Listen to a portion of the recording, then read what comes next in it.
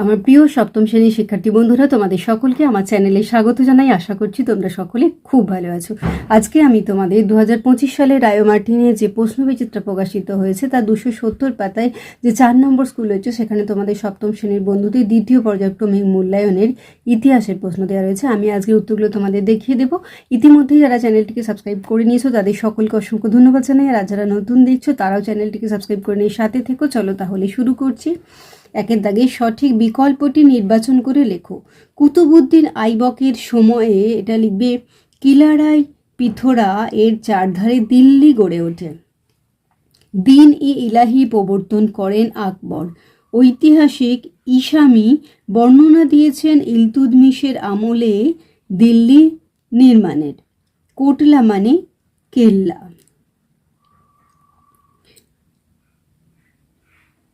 মোগলদের সময়ে স্বর্ণ মুদ্রাকে বলা হতো আশরফি। ডিউক অফ আলবুকার্ক ভারতে এসেছিলেন পর্তুগাল থেকে।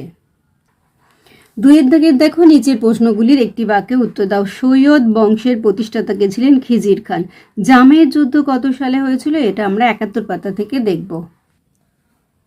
দেখো, 1528 খ্রিস্টাব্দে জামের যুদ্ধে সফাভিরা উজবেকদের হারিয়ে দেয়। তাহলে জামের যুদ্ধ হয়েছিল 1528 খ্রিস্টাব্দে। হুনুজ দিল্লি দূরস্থ উক্তির টিকা 94 পাতাতে দেখব। দেখো, নিজামুদ্দিন তাদের শুধু বলেছিলেন হুনুজ দিল্লি দূরস্থ, দিল্লি এখনো অনেক দূর। এর পুরো নামটা আমরা লিখব যে নিজামুদ্দিন আউলিয়া। কত সালে ফরাসি ইস্ট ইন্ডিয়া কোম্পানি প্রতিষ্ঠিত হয়? 1664 খ্রিস্টাব্দে প্যারিসে।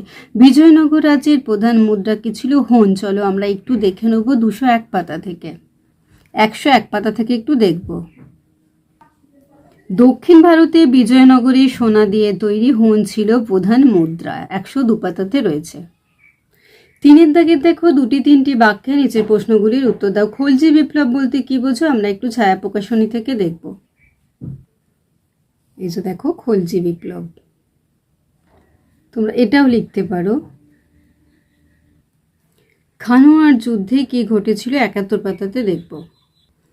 এই দেখো, খানোয়ার যুদ্ধ 1527 খ্রিস্টাব্দে। মেওয়ারি রানা সংগ্রাম সিংহ রানা সঙ্গ রাজপুতদের নেতৃত্ব দেন। যুদ্ধ শুরু হওয়ার আগে বাবর মোগল যোদ্ধাদের বলেন এই যুদ্ধ তাদের ধর্মের লড়াই, তারা শুধু ধর্মযোদ্ধা বা গাজী। আসলে এভাবে তিনি সকলকে জোটবদ্ধ করার চেষ্টা করেছিলেন। আবার উত্তর ভারত থেকে বাবরকে হটানোর জন্য কয়েকজন মুসলমান শাসকও রাজপুতদের সঙ্গে যোগ দেন। কাজেই এই যুদ্ধ ধর্মীয় যুদ্ধ ছিল না।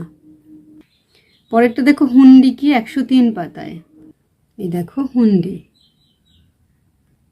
এরপরে দেখো, করড়ি কাদের বলা হতো? 86 পাতা। দেখো, কানুনগোদের তথ্য মিলিয়ে দিত যেসব কর্মচারী, তাদের বলা হতো করড়ি। শরাব কাদের বলা হতো?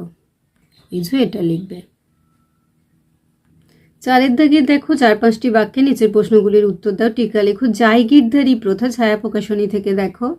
এই যে দেখো, টিকা লেখো। ইকতা ব্যবস্থা ছায়া প্রকাশনী থেকে দেখব এবং আমরা টেক্সট বই থেকেও দেখব। এই যে দেখো, ইকতা ব্যবস্থা। এই দেখো, ইকতা ব্যবস্থা। দিল্লি শহরে জলের সমস্যা প্রধান সমস্যা ছিল কেন? এটা টেক্সট বই থেকে দেখব। এই দেখো, এইখান থেকে এতটা লিখবে। পরেরটা টিকা লেখো। লাল কেল্লা ছায়া প্রকাশনী থেকেও দেখব এবং টেক্সট বই থেকেও দেখব। এই দেখো, লাল কেল্লা। এই দেখো, লাল কেল্লা। পাঁচেরটা দেখো, 8-10টি বাক্যে নিচের প্রশ্নগুলির উত্তর দাও। 1526 খ্রিস্টাব্দ থেকে 1556 খ্রিস্টাব্দ পর্যন্ত ভারতে মুঘল আফগান দ্বন্দ্বের বর্ণনা ছায়া প্রকাশনী থেকে দেখব। এই যে দেখো,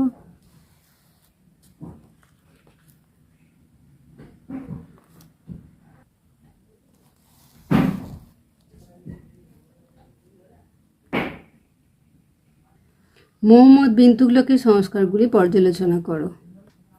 এই যে দেখো,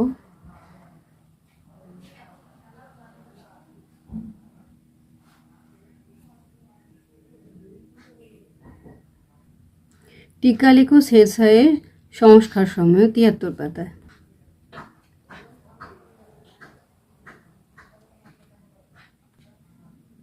টিকা লেখো। দাক্ষিণাত্য ক্ষত এই যে